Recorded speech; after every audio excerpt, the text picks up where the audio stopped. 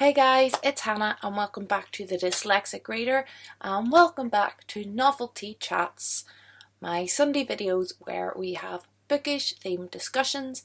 If this is your first time watching my face and my channel, feel free to subscribe. We do this every week on Sunday, have a nice chat in the discussion about books. It's great. My mug for this week is a little naughty. It is this Feeling Foxy mug and it's got a little box on it. It's not my favourite mug, but it is large and that helps. Little quick reading update for the week. Not much has happened. I'm still on The Seven Sisters, but I'm on page 280 and I was on about 80 last week, so I've read like 200 pages this week. And that sort of leads us really well into the discussion topic for this week. I would not necessarily classify myself as a slow reader, although that could just be me. Maybe I feel like I'm not slow, but compared to other people I might be slow. You don't really have much to go off.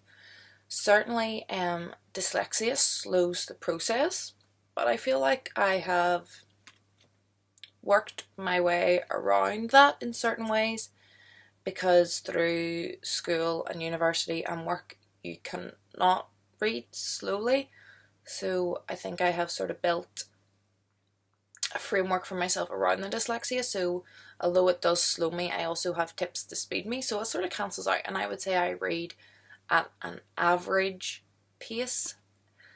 But there are some books I fly through, and these normally fall into certain categories.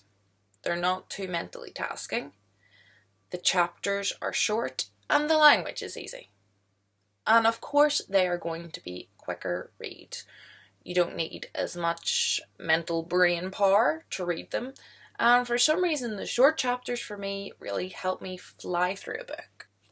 This book for me has not been a fast read, it's been quite a slow read. And I'm not sure what it is that's making this a slow read. I have done a lot of research around the book. So the book happens in two time periods, current day and a time in the past, which I'm not going to allude to in case it spoils. So I've been looking into societies in the past, dress, all those kind of things. And it also happens in many different countries around the world, none of which I have ever been to. So I have been looking at these different countries, what their political and wealth is like and all those kinds of things. So I have been doing background research on this, so that has kind of been slowing me down. But for me, it's the kind of book you have to read in like small chunks and then allow it to settle and allow it to percolate. Some books I could sit down and read 5 chapters. This, once I hit the end of the chapter, I'm like, right, I have to set this down and go and do something else and let that kind of register. And I'm not sure what it is about it. I'm not sure if it's the writing style or the content of the book, or whether it's me personally. At the minute, that's just how I need to take this. It's nothing to do with the book. If I'd have read the book at another time, I would have flown through it. I don't know. I sort of find this with these as well. These books I read at the start of the month for non-fiction. November I read 2 non-fiction. The Secret Teacher and Badgerland. Now The Secret Teacher is what, 300 something pages? And I flew through this, and I don't know if it was because I'm a teacher that I understood it a lot more and then reading it was easier.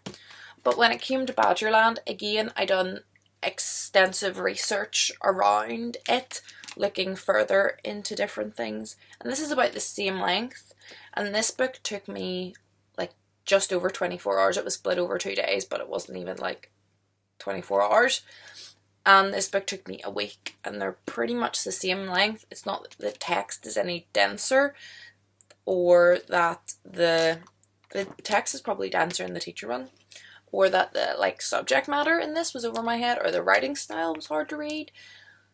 But it was just the sort of thing I either read a bit, think about it, maybe go and Google a few things and come back, and I think that's perfectly okay.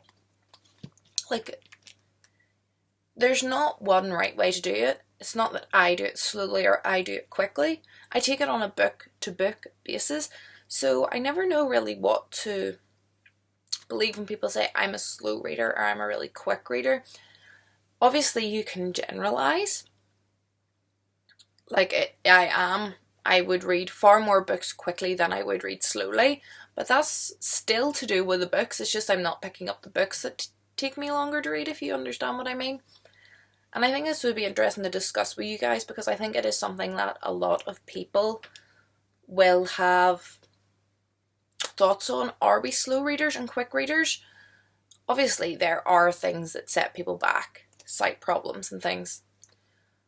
Or does it rely more heavily on the books that we're reading? So does someone just be more inclined to pick up quick reads? Is someone more inclined to pick up genres that take longer to read and more thought? And it was just something I was thinking about, because I would always class myself as a middle of the road reader, and this book is taking me forever to read. And my last book that I read, I flew through it. I was reading like hundreds of pages a day, and it wasn't that I was putting like a lot of time or anything into it. It's just I was able to read through it really quickly, which is, I just thought, an interesting thought. Yeah, and that's pretty much all I have to say on the subject. I just thought it was interesting that I can read some books very quickly, some books very slowly, and it doesn't seem to be an issue with me.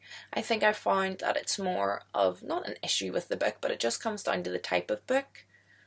Or maybe it is me, maybe it's what I'm feeling at the time. I don't know. I'm a bit confused by it, so that's why I thought I would talk about it on here and get you guys' thoughts. So I would really appreciate comments on this video to try and clear my mind. And now that I've spoke about it out loud, I'm even more confused than I was going into this. So this is going to be rattling around in my head all day.